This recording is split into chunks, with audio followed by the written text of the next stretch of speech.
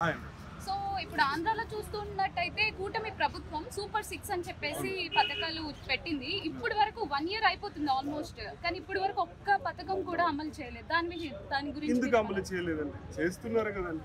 చూడు, అమలు గురించి పక్కన పెడితే అభివృద్ధి గురించి వాళ్ళు మైండ్లో పెట్టుకున్నారు. అభివృద్ధి పరంగా ముందుకు వెళ్తున్నారు. సో ఇంతెందుకండి, మొన్న బడ్జెట్ పెట్టినప్పుడు తల్లికి వందనం ఇడుస్తున్నామని చెప్పి ఇడుస్తారు, మే నెలలో ఇడుస్తారు, స్టార్ట్ చేసేస్తారు. సో పథకాలు సూపర్ 6 పథకాలని పక్కన పెట్టండి. పథకాలు ఇస్తే ఇదేమంటారంటే అప్పుల పాలు అవుతుంది. సో కొన్ని లక్షల రూపాయలు అప్పుల పాలు అయినారు కాబట్టి దాన్ని ఎలా సద్వినియోగం చేసుకోవాలి, ఎలా దాన్ని సమర్థించుకుంటూ ఎలా ముందుకెళ్ళాలని చంద్రబాబు గారు కూటమి ప్రభుత్వం చూస్తున్నారు. సో దానికి పథకాలు అమలు చేయకపోవడం అనేది తప్పండి. పింఛన్లు 1వ తారీఖు పడుతున్నాయా? మిగతా ఏమైనా కానీ పడుతున్నాయా? డెవలప్మెంట్ జరుగుతుందా? రోడ్లు కానీ కన్స్ట్రక్షన్ కానీ సంబంధించి అంతెందుకంటే అమరావతికి నిధులు ఇస్తున్నారా? సో నిధులు కానీ ఆ బడ్జెట్ సంబంధించి కానీ ఏమైనా కానీ వస్తుండే. సో పథకాలనే అమలు చేస్తారు. దాన్ని ఎలా అమలు చేయాలి, ఏ విధంగా అమలు చేయాలి చంద్రబాబు గారికి తెలుసు. సో అది నేను చెప్తున్నాను. సో అసెంబ్లీలో అయితే తల్లికి వందనం అనేది వచ్చేస్తుందండి. ఆల్రెడీ 1 ఇయర్ మే నెలలో వస్తుంది. బడ్జెట్లో ఆల్రెడీ అమలు చేసేసారు. సో అమలు చేయడానికి కొంచెం టైం పడుతుంది. పథకాల గురించి మాత్రం ఎక్కువ ఎన్ని ఇయర్స్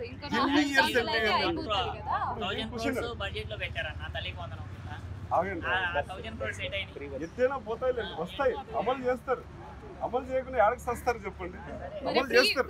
ఒకవేళ చేయకపోతే మీరే పక్క వెళ్ళిపోండి. నువ్వు నేను ఏకుతూ అమలు చేయకపోతే వద్దులేండి. అమలు చేస్తారు. ఫ్రీ బస్ వద్దండి, దయచేసి వద్దు. తెలంగాణలో ఆల్రెడీ నేను తిరుగుతున్నాను. తెలంగాణలో ఆల్రెడీ ఫ్రీ బస్ ఇచ్చారు. ఆగండి, హామీ ఇచ్చారు. నేనే చెప్తున్నాను, ఒక కూటమి కానీ ఒక జనసేన కార్యకర్త కానీ నేనే చెప్తున్నాను. ఒకటి అది మహాలక్ష్మి పథకం కింద తెలంగాణలో ఇచ్చుంటే ఒక మామూలు మనిషి అనేటువంటి ఒక మొగాడు కానీ ఎవరైనా కానీ వాళ్ళు టికెట్ పెట్టి ఖర్చు పెట్టేవాడు నిలబడుకుని వెళ్తున్నారు. చాలా దారుణం అండి. అది ఇస్తే సర్వనాశనం అవుతుంది. సో నేను ఏమంటున్నానంటే ఇలాంటి పథకాలు కొన్ని దూరం పెట్టాలి. ఎవరికి పథకాలు ఇవ్వాలని నేను చెప్తాను. ఎవరికి ఇవ్వాలంటే కుంటి గుడ్డి మూగ చెవిటి ఇనపడలేను నడవలేని వాళ్ళకి పథకాలు ఇవ్వాలి. ఎలా ఇవ్వాలి? వాళ్ళకి ఎంత అమౌంట్ సంవత్సరానికి ఎస్టిమేషన్ చేసి ఇవ్వాలో అది చూసుకొని ఇవ్వాలి. ఎవరికి ఇవ్వాలి? గుడ్డి కంటే ఇది కనిపించిన వాళ్ళకి, అయ్యా నాకు దిక్కు లేరు, అమ్మ నాకు ఇల్లు లేరు, నాకు ఇల్లు లేదు, నన్ను చూసుకునే వాళ్ళు నా కొడుకులు లేరు అనే వాళ్ళకి పథకాలు ఇవ్వాలి. అవి పుట్టి వాళ్ళు పథకాలు ఇస్తే లక్షల కోట్ల అప్పు అవుతుందండి. మరి అలాంటప్పుడు చంద్రబాబు నాయుడు గారు ఎందుకు ఇచ్చారు హామీలు ఇచ్చారు? దానికి నేనేమంటున్నా, ఆల్రెడీ తల్లికి వందనం అని ఒకటి స్టార్ట్ అయిపోతుంది, ఇంకా స్టార్ట్ అయిపోతాయి. వాళ్ళకు ఆల్రెడీ గ్యాస్ సంబంధించి సబ్సిడీగా అదే గ్యాస్ సంవత్సరానికి 3 గ్యాసులని ఆల్రెడీ ఇచ్చేసాడు. అందులో 2-3 అయిపోయినాయి. సో మిగతా స్టార్ట్ చేస్తారు. నేను ఇవ్వకూడదు అన్నట్లేదు, ఇవ్వాలి. ఎవరికి ఇవ్వాలి? ఇలాంటి వాళ్ళకి ఇవ్వాలి. కుంటి గుడ్డి మూగాన అమ్మ నాకు ఎవరు లేరు, నాకు దిక్కు దిమానం లేరు, నన్ను సాకే వాళ్ళు లేరు, నన్ను ఏలే వాళ్ళు లేరు అనే వాళ్ళకి ఇవ్వాలి. ఆల్రెడీ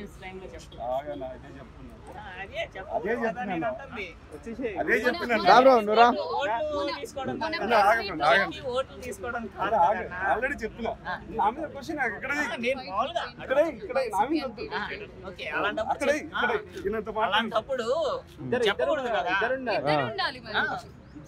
నువ్వు చెప్పు. అలాంటప్పుడు చెప్పకూడదు కదా.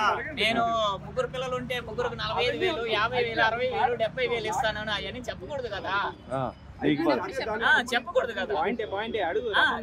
జగన్ సార్ ఏం చెప్పాడు? ఓరే బాబు, నేను ఇవ్వలేను, నేను ఇచ్చేది ఇంత, నా రాష్ట్ర బడ్జెట్ ఇంత 70,000 కోట్లు, గవర్నమెంట్ శాలరీస్ 20,000 కోట్లు పోతే రాష్ట్రం నేను 5 సంవత్సరాలు నడిపాను, 5 సంవత్సరాల్లో ఇంత ఆదాయం వస్తుంది, ఇంత ఇది పరిస్థితి అని చెప్పేసి మొత్తం క్లుప్తంగా చెప్పాడు.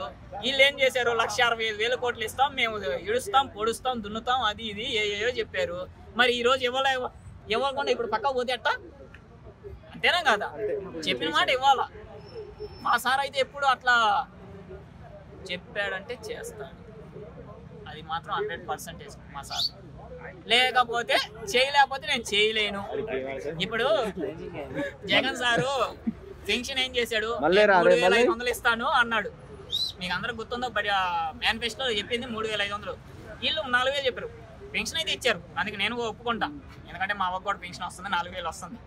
దానికి నేను సో ఒప్పుకుంటాను. నెక్స్ట్ 4 సంవత్సరాలు ఎలా ఉండబోతుంది అనుకుంటున్నారు మీరు ఈ కూటమి ప్రభుత్వం? నేను ఇంకా ఎక్స్పెక్ట్ చేస్తాను ఏంటంటే 2027లో జమిలీ ఎలక్షన్స్ వస్తే 2026లో పథకాలు ఇస్తారు, అది మాత్రం పక్కా.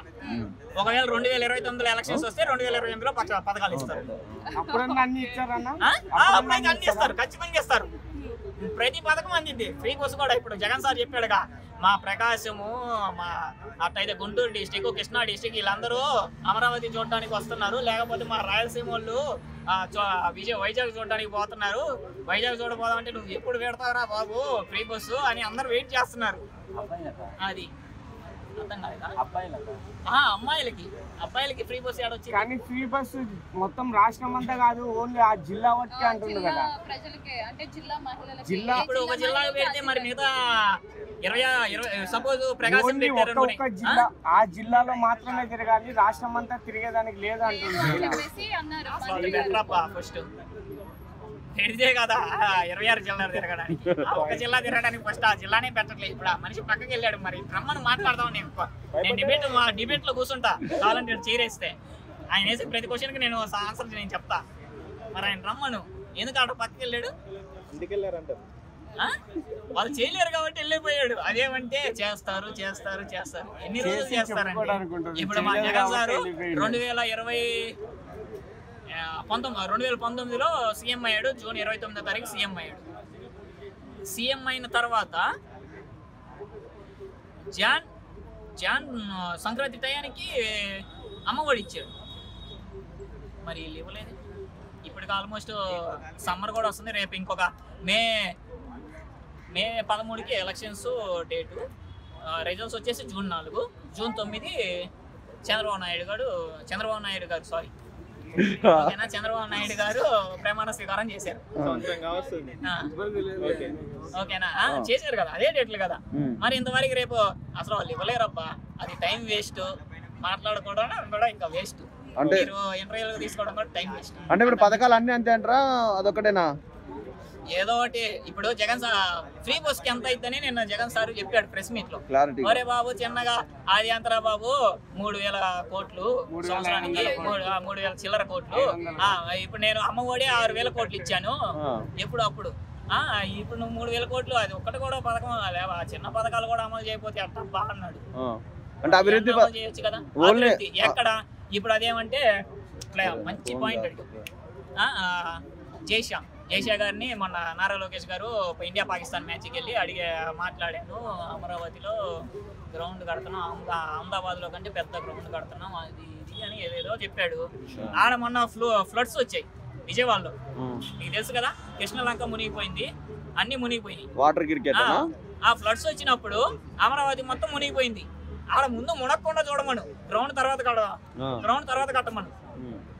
ముందు మునక్కుండా చూస్తే తర్వాత గ్రౌండ్ ఎట్టైనా కట్టొచ్చు. ముందు ఆ ఫ్లడ్స్ వర్షాలు వచ్చినప్పుడు మునక్కుండా చూస్తే గ్రౌండ్ ఎప్పుడైనా కట్టొచ్చు.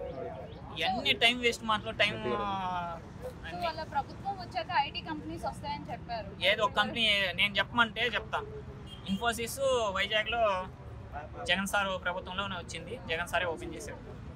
కర్నూలులో రామ్కో ప్రభుత్వం, రామ్కి ఆ ప్రభుత్వం, అది కూడా ప్రాజెక్ట్ కూడా జగన్ సార్ ప్రభుత్వం. గ్రీన్కో ఇవన్నీ వచ్చాయి. ఇప్పుడు ఏదో ఒక పథకం. మొన్న దావోస్ పర్యటనకి వెళ్ళారు వీళ్ళన్నా, రేవంత్ రెడ్డి సార్ అన్న ఒక ఫ్లెక్సీ అన్ని వేయించుకున్నాడు.